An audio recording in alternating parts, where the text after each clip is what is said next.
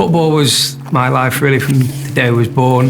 Grandad was really successful at United. He was called Charlie Mitten. After the war, he was part of the 48 team, which won the FA Cup. Charlie Mitten, number 11, starts off United's winning attack.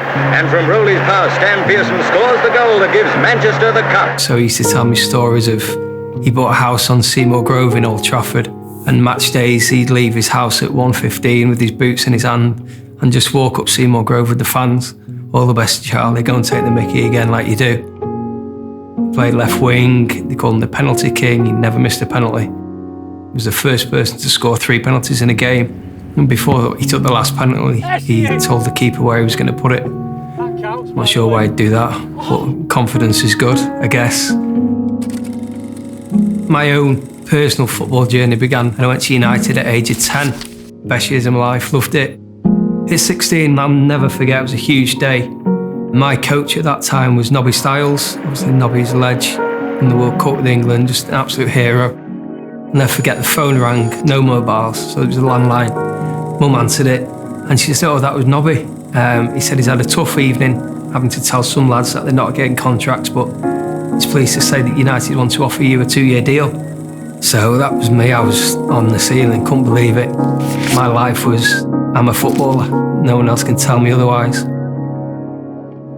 I suffered injuries 6 games into my first season, I snapped a cruise ship playing against City. I woke up and I was in a straight leg brace, another operation on my Achilles, and therefore my game of progress just halted to an extent where I just shadowed the player I was. So when the contracts came to be given out, the gaffer called me in, just sat down, he said, I'm sorry, it's bad news, we're letting you go. So it was literally, okay, no problem, downstairs, get your boots, see you to the lads, and never heard from a soul from United again. On the back of getting rejected by United, within a month, I've also been rejected by Bury and rejected by Stockport. It's hard to take because you think when I signed for United, it's probably in the top 20, 30 in the country. And 2 years later, you're struggling to pass the ball 5 yards. No one wants you. Football sucks you in. It's like Disney World, it's like a fairy tale. And when that bubble's popped and you're in the real world, you struggle to cope. You don't do further education, so you can't get a decent job. I don't think the clubs truly understand the effect of what happened to myself has on an individual, not just in the short term, but it affects the rest of their life. I look back to myself and I probably suffered from depression. I was fortunate I did have an unbelievable family around me which helped, and I knew how bad I was with that support. If you can have a young lad from maybe a tough council estate where money's hard to come by, and they're at United City, Liverpool, like our little Billy's going to be the one. He's going to get us off this estate into that nice house. He's going to look after us. And you feel that. And then you get released and you feel like you've let everyone down. And it's how that network and that team you have around you is so important. But again, I spoke to a lad just this week who said, I was driving my car and just thought, I can just crash this. It's tough and they need help. Which I guess is one of the reasons why I've ended up here now, where I am trying to start Revive, to work with lads who 20 years on, exactly the same is still happening. You just find mirror images of yourself. And I say, don't worry if you just lie in bed and you cry your eyes out. I said, because that's what football can do to you. But it's not over.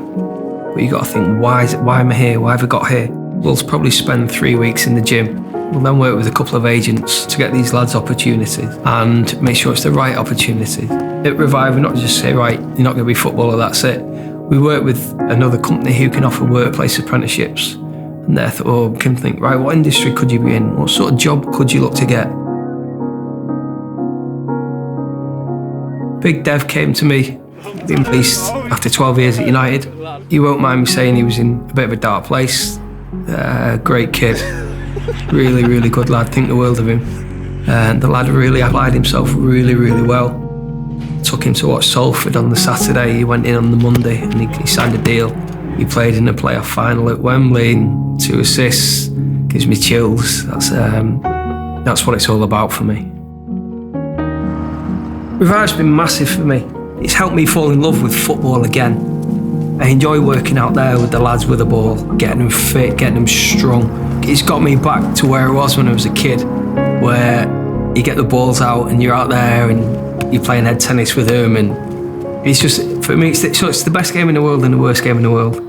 And we want to make it the best game in the world for as many lads as we can.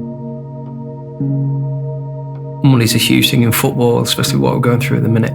And investing in lads who are no longer part of the club or never going to be part of the club again, that may say, well, why would we do that? But I think when you see money paid, agents, players, you think it wouldn't take much just to help these young men out and give them a chance for the rest of their life.